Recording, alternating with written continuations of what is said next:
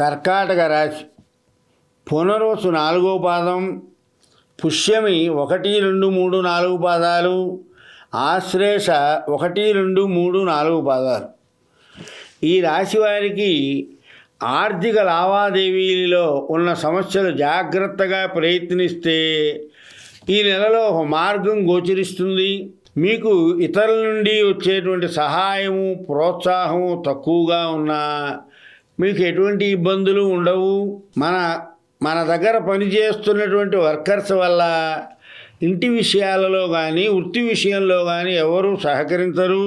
కుటుంబంలో చాలా కాలం నుండి పరిష్కారం కాని సమస్యలు పరిష్కారం దొరికి తేలికగా పని పూర్తయ్యే సూచనలు గోచరిస్తున్నాయి. కొత్త వ్యాపారాలకు కానీ కొత్త పనులన్నిటినీ కూడా ఈ నెల వాయిదా వేయండి. విద్యార్థులకి దుర్మార్గుల సావాసం ఏర్పడి విద్యాభంగం ఏర్పడుతుంది. అనవసరమైనటువంటి తగాదాలు ఏర్పడతాయి. చాలా విషయాల్లో జాగ్రత్తగా ఉండాలి విద్యార్థులు. యత్న కార్యసిద్ధి జరుగుతుంది. సుఖ సంతోషాలు ప్రాప్తి కలుగుతాయి. సంఘంలోనూ రాజకీయ రంగంలో ఉన్నవారికి కీర్తి ప్రతిష్టలు పెరిగే అవకాశం ఉంది. దానివల్ల పలుకుబడి కూడా పెరుగుతుంది. అనవసరమైన ఆలోచనల వల్ల ఇబ్బందులు పెరుగుతాయి. దేహబాధ, మనక్లేశం ఏర్పడుతుంది. ఆదాయానికి మించిన ఖర్చులు, దానివల్ల తరచూ రుణాలు చేయవలసి వస్తుంది.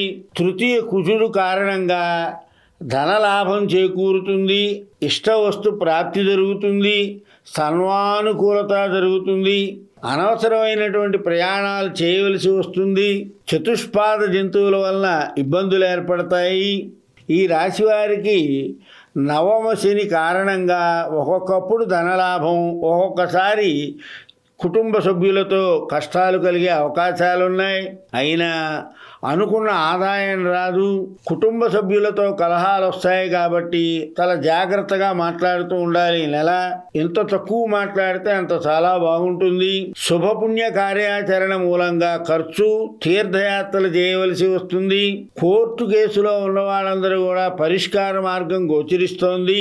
ఫైనాన్స్ వ్యాపారస్తులకి బాకీలు వసూలవుతాయి. విదేశీ విద్య, విదేశీయానానికి జరిపే పనులన్నీ కూడా సఫలమవుతాయి. అధికారుల ఒత్తిడి ఎక్కువగా ఉన్నా కింద పనివారు మన మాట పట్టించుకోరు.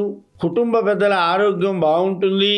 అందువల్ల ఈ రాశివారు లలితా సహస్రనామాన్ని పారాయణ చేయండి. రోజు చదవడం రాని వాళ్ళు శ్రీమాత్రే నమః అని 108 సార్లు అనుకుంటే చాలా మంచి జరుగుతుంది.